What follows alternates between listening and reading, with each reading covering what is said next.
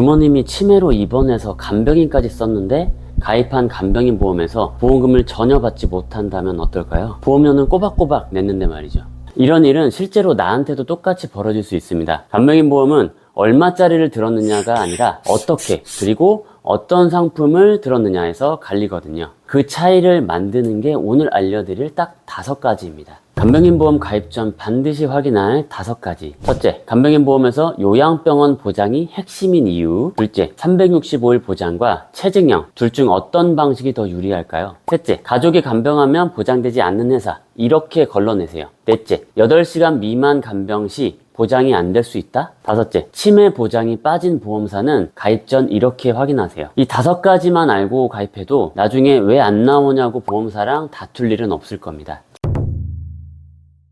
자, 그럼 바로 본론으로 들어가 볼게요. 먼저 질문 하나 드릴게요. 간병인을 쓸 때 하루 15만원씩 주는 플랜이랑 10만원씩 주는 플랜이 있어요. 둘 중에 뭘 고르시겠어요? 아마 대부분 당연히 15만원이지 하실 거예요. 많이 받을수록 좋으니까요. 근데 저는 오히려 두 번째 10만원 플랜을 추천드릴 때가 많습니다. 가장 큰 이유는 보험료 차이 때문이에요. 15만원 플랜은 월 66,000원, 10만원 플랜은 월 47,000원입니다. 15만원 플랜이 매달 18,960원, 약 40%나 더 비싸요. 한 달 18,960원이면 별거 아닌 것 같죠. 그런데 이걸 20년을 내야 합니다. 절대 작은 돈이 아니죠.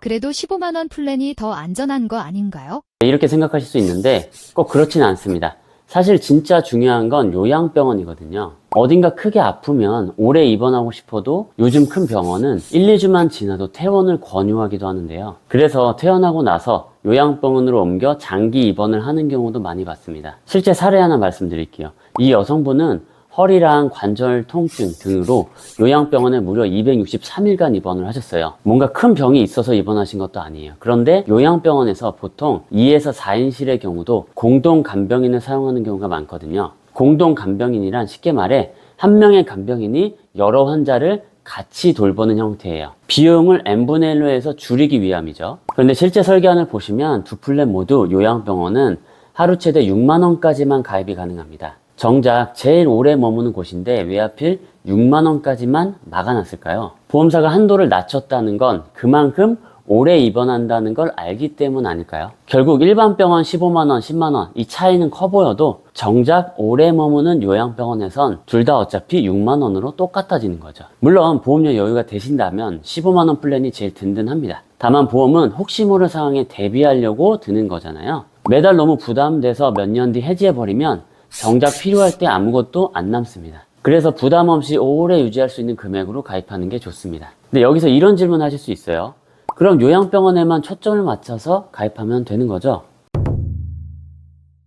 맞습니다. 근데 몇 가지 더 체크할 게 있어요. 지금부터가 진짜 중요합니다. A보험사 약관을 보시면 1일 이상 180일 한도라고 나와 있죠. 쉽게 말해 아무리 길게 입원해 있어도 1년에 180일까지만 준다는 거예요. 181일째부터는 병원에 그대로 누워 있어도 보험금이 딱 끊깁니다. 앞에서 263일 입원한 케이스도 보장받다가 중간에 끊기겠죠. 180일이면 6개월 정도인데 그 뒤부터는 온전히 내 돈으로 내야 하는 거예요. 그런데 B보험사는 이렇게 요양병원 180일 이상이라고 되어 있어요. 1년 내내 쉬는 날 없이 준다는 거예요. 예를 들어 3년 동안 간병인을 쓰면서 입원하면 3년 곱하기 6만원, 6,570만원이 나옵니다. 같은 6만원인데 며칠까지 주느냐에 따라 차이가 벌어지는 거예요. 그래서 50대 이상이라면 저는 365일 보장이 되는 B보험사를 추천드리는 편이고요. 반대로 아직 젊은 분들은 좀 다릅니다. 이런 경우에는 여유가 되신다면 체증형이 더 맞을 수 있어요. 체증형은 시간이 지날수록 보장 금액이 점점 커져서 2배까지 높아지는 구조인데요. 간병인은 보통 60대 이후에 쓸 확률이 더 높겠죠. 젊을 때보다는. 그런데 지금 가입한 금액은 물가가 계속 오르다 보면 20, 30년 뒤에는 좀 작게 느껴질 수밖에 없거든요. 체증형은 그 사이에 보장도 같이 불어나니까 젊을 때 들어둘수록 유리한 거죠. 정리하면 오래 받는 게 중요하면 365일, 나중을 대비하는 거면 체증형. 그래서 50대 를 기준으로 본인의 나이, 상황에 맞는 쪽을 고르시면 됩니다.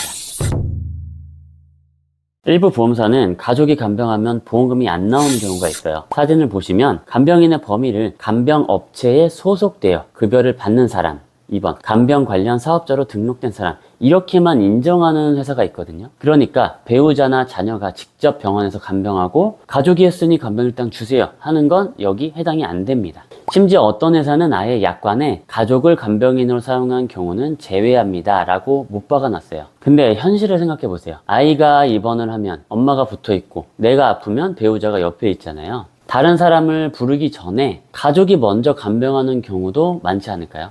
그래서 가입하시기 전에 가족 간병이 되는 상품인지는 꼭 확인하셔야 합니다. 네 번째, 특정 보험사의 보험 약관을 보시면 1일당 8시간 이상 이용한 경우에 지급합니다 라고 나와 있어요. 예를 들어 가입 금액 10만원 기준으로 가입했다고 치고 어떤 상품은 하루 8시간 이상 간병인을 써야 10만원을 다 줍니다. 8시간을 못 채우면 7시간만 썼다 하면 아예 한 푼도 못 받을 수 있다는 거죠. 근데 이 8시간이 생각보다 길어요. 실제로는 간병인을 쓸 때 밥을 먹거나 씻을 때 검사 받으러 갈 때만 잠깐 쓰는 경우도 많거든요. 한두 시간만 써도 100% 다 받을 수 있다면 그게 훨씬 낫겠죠. 이 조건이 최근에 새로 생긴 경우가 있어서 가입 설계서에 표시되는 회사도 있거든요. 그러니까 가입 전에 가입 설계서를 꼭 꼼꼼히 확인해 보세요.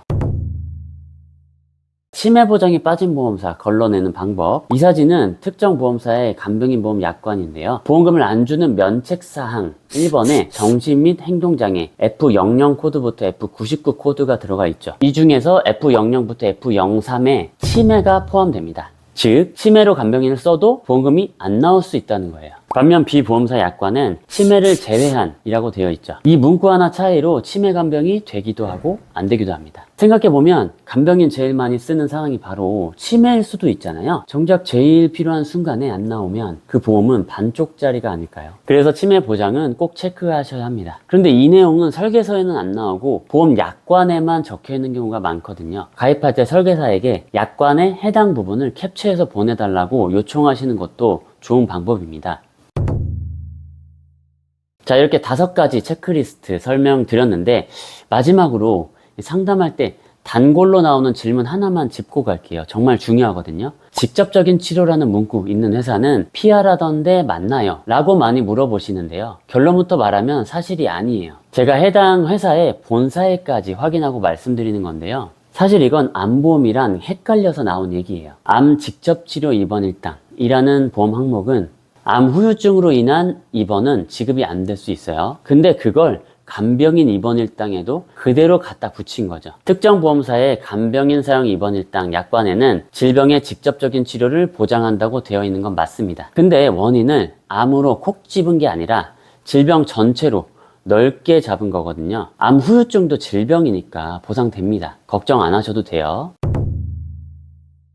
이제 마지막으로 간병인 보험 체크리스트 5가지 1, 2초 정도 시간 드릴 테니까 캡처해서 저장해 두시고요. 이 5가지가 다 맞는 간병인 보험이라면 믿고 선택하셔도 됩니다. 다만 현재 나이와 성별 그리고 과거 병력이라든지 직업, 특히 간호사나 무직 등 이런 직업이신 분들에 따라서 각자에 맞는 추천 상품은 조금 달라질 수 있습니다. 그리고 간병인 보험 관련 궁금하신 점이나 다른 의견이 있으시면 아래 댓글로 편하게 남겨주세요. 11년차의 경험을 담아서 답변을 드리겠습니다. 구독, 좋아요 까먹지 마세요. 보험 광고는 생명보험 광고 심의 기준을 준수하였으며 유효기간은 심의일부터 1년입니다.